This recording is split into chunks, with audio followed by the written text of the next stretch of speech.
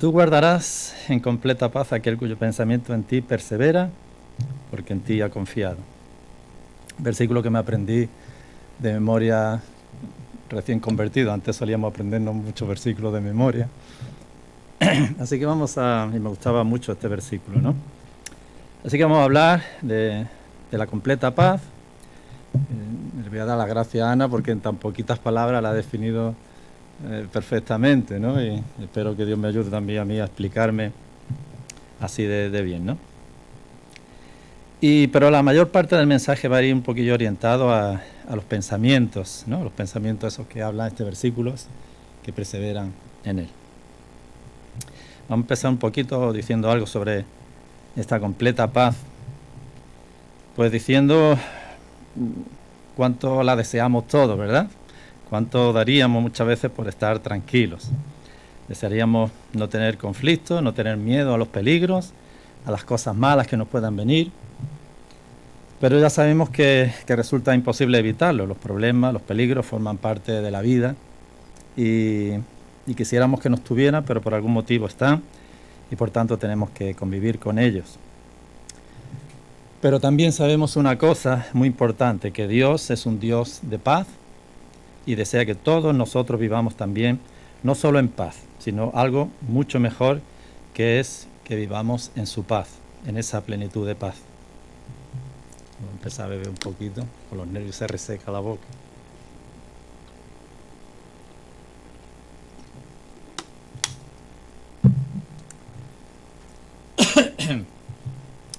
Como decía Ana, la paz que Cristo nos ofrece es distinta a la que encontramos en este mundo, ¿no? Jesús dijo: la paz os dejo, mi paz os doy, yo no se la doy como el mundo la da.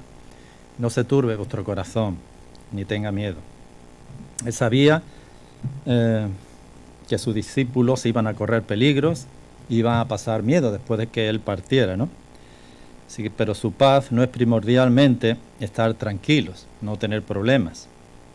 Su paz, sobre todo, como también decía Ana, es como un estado de seguridad interior que viene precisamente de estar en Él, porque en ti ha confiado, dice el final de este versículo, porque en ti ha confiado. Es la confianza en el Todopoderoso, una confianza en aquel que puede verlo todo, que sabe todo lo que nos pasa, que nos comprende. Es una confianza en su amor también. Sabemos que va a darnos todo lo que necesitamos, ya que nos ha dado su mayor don, que es su Hijo Jesucristo, su único Hijo, ¿no? Y finalmente de saber que vamos a estar protegidos y guardados eternamente con Él por la eternidad, ¿no? Como dice Colosenses 3:3, porque habéis muerto y vuestra vida está escondida en Cristo Jesús. O sea, en Cristo, con Cristo, mejor dicho, en Dios. Porque habéis muerto y vuestra vida está escondida con Cristo en Dios. Así que solo podemos encontrar esa vida, porque no solo un momento, ¿no? Sino una vida de plenitud de paz, ¿eh? Una vida de plenitud de paz y de gozo, no otro fruto espiritual que va muy asociado a la paz que Dios da, ¿no? En Él, solamente Dios la puede dar. Muy bien, pero aún así este versículo de Isaías hace un llamado no solo a estar, sino a perseverar, ¿verdad? Dice: tú guardarás en completa paz aquel cuyo pensamiento en ti persevera. Vamos a ver si no se me... Hemos hablado un poquito de la completa paz. Hemos dicho el versículo: aquel cuyo pensamiento en ti persevera.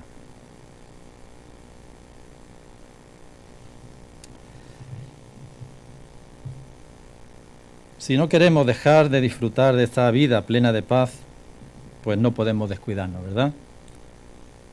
En el Evangelio de Juan 15:4 leemos: como el pámpano no puede llevar fruto en sí mismo si no permanece en la vid, así tampoco vosotros si no permanecéis en mí. Así que estar en Él no solo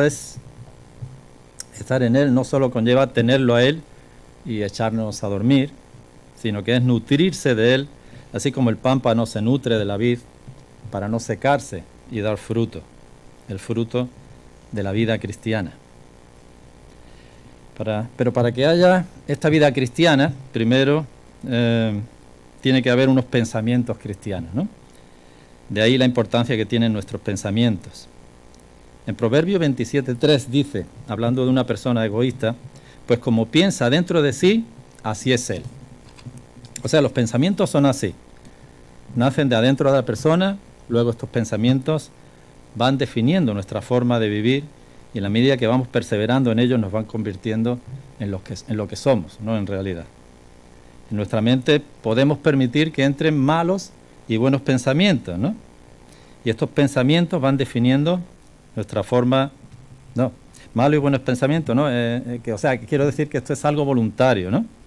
Es curioso, a veces no nos damos cuenta, pero cada uno de nosotros podemos decidir lo que entra y lo que no entra dentro de nuestra mente, ¿no? Jesús dijo en Mateo 15:19,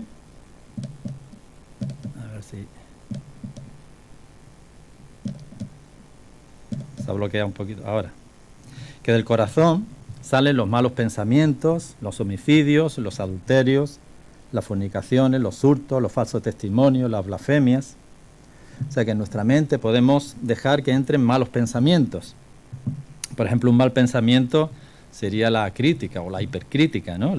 Aquellas personas que van buscando siempre lo que está mal y tienen el defecto de ir corrigiendo siempre a los demás. La murmuración, hablar mal de alguien, o la queja, aquellos que están permanentemente quejándose por todo. Los malos pensamientos son dañinos y hacen daño principalmente a la persona que los tiene, ¿no?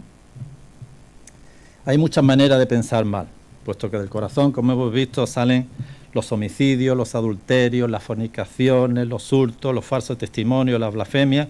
Es por lo que tenemos pensamientos maldadosos, codiciosos, libertinos, engañosos o envidiosos. Ahora, no todos los pensamientos que hay en la persona son malos. Hay mucha gente también que manifiestan pensamientos bondadosos, constructivos, solidarios, nobles, buenos en general. Pero ya hemos visto que solo aquellos que confían en Él pueden hallar esa plenitud de paz, esa vida de plenitud de paz que Dios da a las personas que confían en Él. Nuestro hermano José Antonio hablaba hace un par de semanas de cómo las personas de este mundo habían invertido el orden de las cosas, tanto que adoraban más a las cosas creadas que al creador de todas las cosas. La Biblia habla, muy bien, todos lo conocemos, de cómo nuestro corazón y nuestra mente quedaron afectados o contaminados después del pecado original. Pero hay todavía indicios de aquella comunión original que tuvimos en un principio con Dios y se manifiesta en las conciencias de muchas personas y en sus actos de buena voluntad, ¿no? Como también se aprecia cierta nostalgia de algo que se perdió una vez, ¿no? Que es esa comunión con Dios. Así que el no tener en cuenta a Dios, el vivir alejados de Él, por desgracia nos incapacita para disfrutar de esta plenitud de paz. Y peor aún, de vivir en la esperanza de la vida eterna, ¿no? Por desgracia eso es así, una mala noticia, pero es así, es la realidad, ¿no? Nuestra mente, nuestro corazón ha quedado afectado. No vamos a hablar de la caída, del pecado y tal, pero ahí quedaron afectados nuestros pensamientos, nuestro corazón, y nos incapacita para poder disfrutar de esa paz, de la esperanza de la vida eterna. Así que no podemos aspirar solo a tener buenos pensamientos, ¿verdad? Como cristianos debemos aspirar a tener pensamientos cristianos, que son conformes a Cristo y a la mente de Cristo.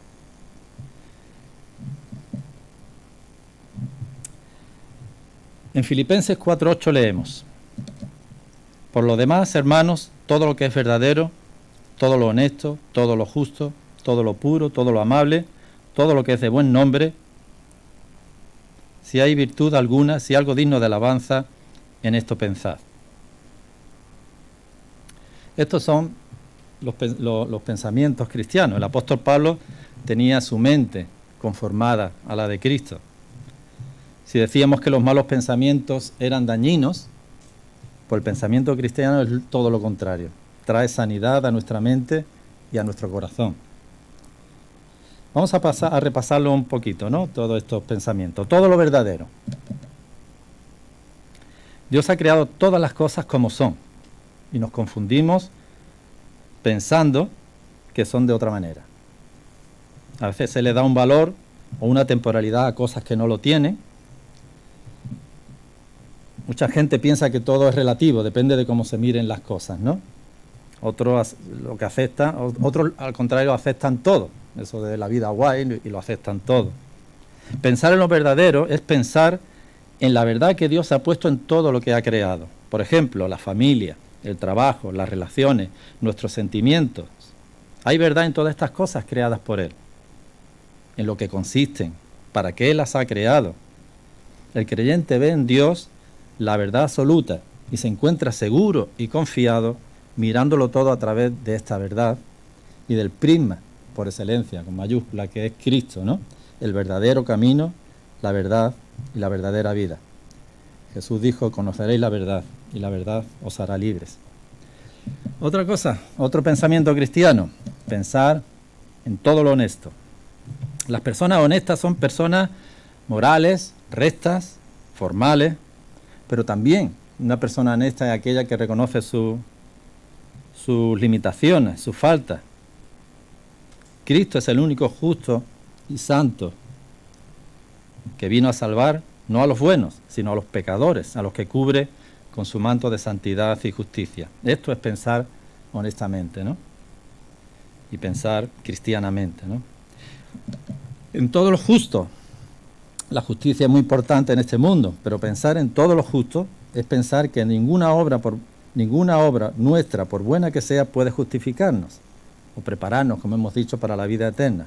Cristo es el único justo y quien puede justificarnos por la fe puesta en Él. Vamos un poquito rápido porque es un poco largo, pero bueno, espero que vayamos entendiendo. ¿Voy muy rápido? ¿Muy bien? Muy bien, pues me alegro. Pensamientos puros y amables. Lo contrario de la pureza de mente sería la suciedad de mente, ¿verdad? Con una mente con falta de pureza no podremos tratar a los demás con el amor con el que debemos tratarlo. Cristo es el Cordero sin mancha, que fue sacrificado por nosotros para traernos salvación y también para interceder por nosotros. Ahora nosotros podemos ir a Él y confesar nuestros pecados y ser limpios de toda maldad, como dice 1 de Juan 1:9. Gracias a ese amor suyo y a su santidad. Pensamientos cristianos. Vamos ahora a la parte final. Decíamos que debemos ir nutriéndonos de la vid. ¿Cómo vamos nutriendo entonces nuestras mentes con estos pensamientos para que tengan estos pensamientos cristianos, ¿no? Pues vamos a leer un versículo que es 2 Corintios 10, 4, 5. Porque las armas de nuestra milicia no son carnales, sino poderosas en Dios para la destrucción de fortalezas, derribando argumentos y toda altivez que se levanta contra el conocimiento de Dios y llevando cautivo todo pensamiento a la obediencia a Cristo. Aquí Pablo nos da la fórmula, ¿no? Poco a poco, a través de un proceso. Pablo habla de armas, lo plantea como una lucha, ¿no? Una lucha a través de la cual vamos a ir destruyendo fortalezas, derribando argumentos y toda altivez que se levanta contra el conocimiento de Dios. Para, y aquí está la clave, llevar cautivo todo pensamiento a la obediencia a Cristo. Cautivando nuestros pensamientos a Cristo para que le obedezcan a Él, ¿no? A Pablo no le importa hablar de cautiverio cuando se refiere a Cristo. ¿Por qué? Por un lado, porque él sabía muy bien quién era Cristo.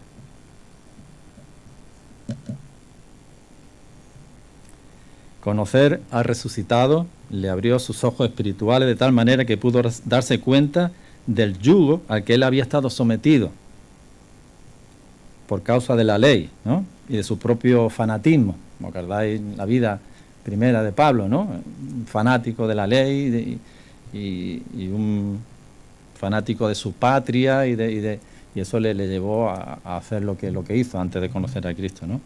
Cuando conoció a Cristo realmente se dio cuenta de ese yugo al que había estado sometido y se dio cuenta, también fue dándose cuenta del yugo que Cristo imponía. Sabía qué tipo de yugo es el que nuestro Señor impone sobre nosotros. Su yugo, dice el Evangelio de Mateo, es fácil y ligera su carga. Mateo 11:30.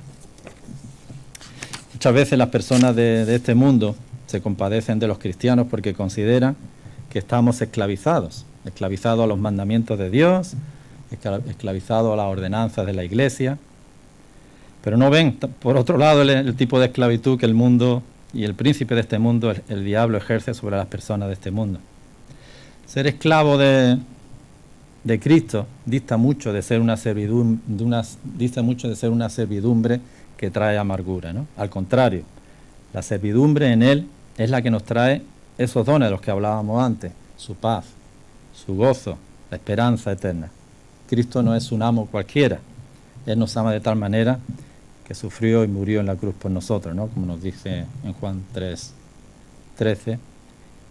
Y su voluntad, como dice en Jeremías 29:11, es que disfrutemos de bienestar y tengamos un futuro y una esperanza, ¿no?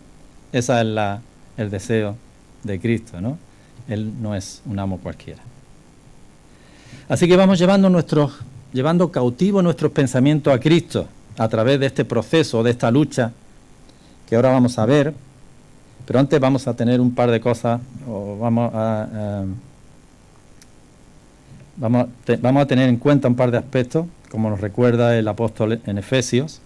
Primero, que no es una lucha carnal, sino espiritual, porque no tenemos lucha contra sangre y carne, sino contra principados, contra potestades, contra los gobernadores de las tinieblas de este siglo, contra huestes espirituales de maldad en las regiones celestes. Primera cosa a tener en cuenta en esta lucha.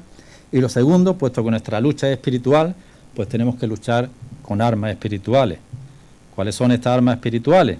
Pues estas que Pablo relata también en Efesios 6:13 al 18.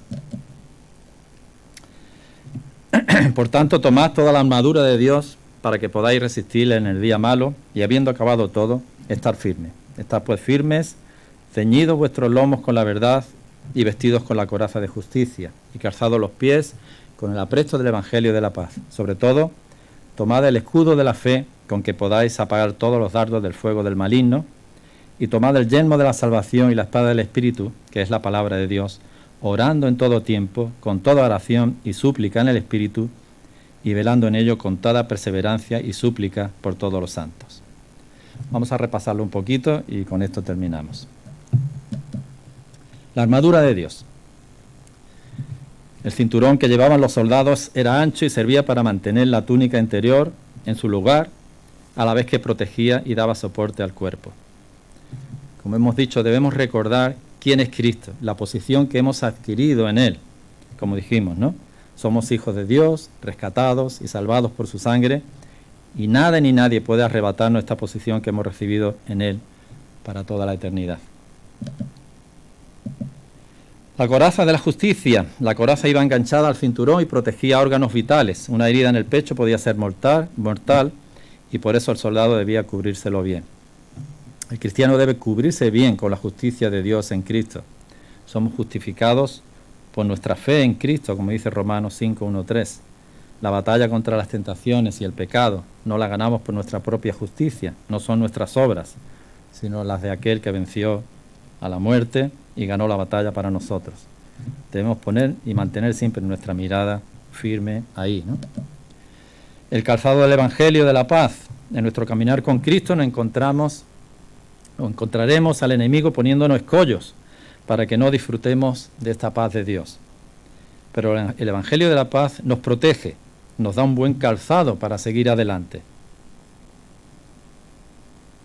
El Evangelio de la paz no solo nos salvó del pecado y nos trajo la paz con Dios por medio de nuestro Señor Jesucristo, aún sigue librándonos de los pecados de autojustificación que nos quitan la paz, cuando esperamos satisfacer en vano nuestro corazón con cosas fuera de Dios, malas o buenas, ¿no? Pero alejadas de Él, como decíamos.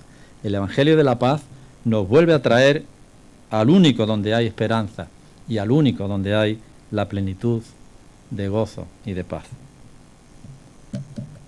El escudo de la fe. Con el escudo de la fe podemos apagar toda la flecha que nos dispara el maligno. El ataque del diablo puede venir de cualquier lugar, por eso es importante estar alerta para poder colocar el escudo en un lugar preciso y protegernos. Una de las flechas que el diablo usa con frecuencia es hacia nuestra mente, ¿no? Creándonos dudas. Nos incita a dudar del poder, del amor, de la bondad de Dios. Pero al ejercitar nuestra fe y afirmarnos en lo que sabemos sobre Él y sobre su obra en nuestra vida, la obra de Cristo en nosotros, esos ataques pierden su efectividad y podemos seguir avanzando en nuestra vida cristiana. Recordemos que la fe viene por el oír la palabra de Dios. Necesitamos llenar nuestra mente de la verdad sobre Él, de su Evangelio, y usar esa verdad de cuando nos lleguen las dudas. El casco de la salvación. El casco también es un escudo, pero un escudo que nos cubre la cabeza, ¿no? Que protege nuestra cabeza. Hemos hablado de los malos pensamientos y el daño que pueden producirnos en nuestra mente, ¿no? Pueden llegar a producir. Así que cada vez que tengamos malos pensamientos, ya sean en forma de dudas, de tentaciones, vamos a pedir al Señor que nos examine, como hemos cantado, que nos ayude a identificar de dónde vienen. Examíname, oh Dios, conoce mi corazón, pruébame y conoce mis pensamientos, dice el Salmo 139. Que nos vaya mostrando en esa pedirle al Señor que nos examine, que nos vaya mostrando cuáles son nuestros temores de verdad. ¿Qué tememos perder? ¿Qué cosas amamos, si no más que Dios, igual que Dios, ¿no? Y que nos vaya recordando a la vez quién es el que nos ha salvado y cuáles sus inescrutables riquezas, estas de las que nos habla Efesios, ¿no? Que son tan maravillosas que tendríamos casi que leerla cada día para recordar todo lo privilegiados que somos como cristianos, ¿no? La espada del Espíritu, que es la palabra de Dios. Ciertamente,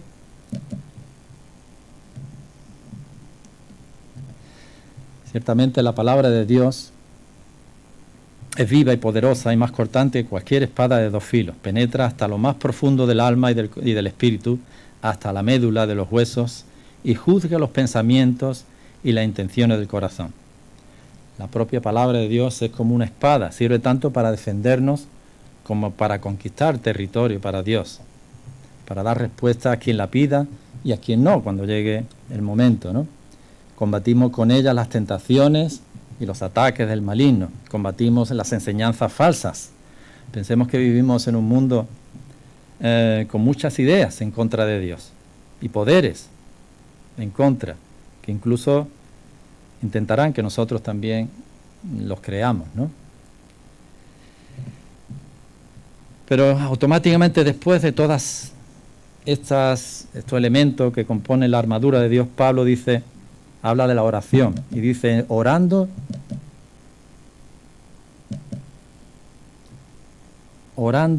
en todo tiempo, con toda oración y súplica en el Espíritu. A todas estas armas espirituales hay que añadir el arma letal de la oración, ¿no? Orad sin cesar, dice 1 Tesalonicenses 5:17.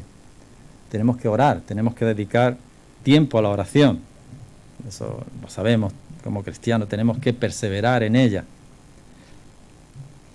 Incluso cuando estamos haciendo las cosas cotidianas, podemos mantener una actitud de oración. Por ejemplo, antes de empezar una tarea, al tratar un problema que se nos plantea, o para terminar de resolver un asunto, aunque sea un Señor, ayúdame, dame paciencia, Señor, indícame qué debo hacer. Si nuestro Señor necesitó de la oración, ¿cómo podemos nosotros descuidarla en nuestra vida, verdad? Concluyendo, vestidos con esta armadura de Dios, perseverando en oración, luchando, iremos llenando nuestra mente con pensamientos cristianos. Iremos conformando nuestros pensamientos a los de Cristo. Y conforme vamos perseverando en ellos, estos nos irán llevando a vivir la vida cristiana que Dios quiere que vivamos. Al fin y al cabo, lo que Dios quiere no es que solo meditemos en Él, sino que vivamos la vida cristiana en Él. Pero la realidad es que si queremos andar como Él anduvo, si queremos hablar como Él habló, pues primero tenemos que pensar como Él pensaba, ¿no? Así que, como sus pensamientos lo guardaron en el Calvario y lo llevaron a obedecer al Padre y a morir por nosotros, nuestros pensamientos en Él, nos ayudarán a librarnos de cualquier temor con su completa paz y a conducirnos hacia la vida y el propósito de vida que Él tiene preparado para cada uno de nosotros. Haya pues en vosotros este sentir, en la mente también, que hubo también en Cristo Jesús.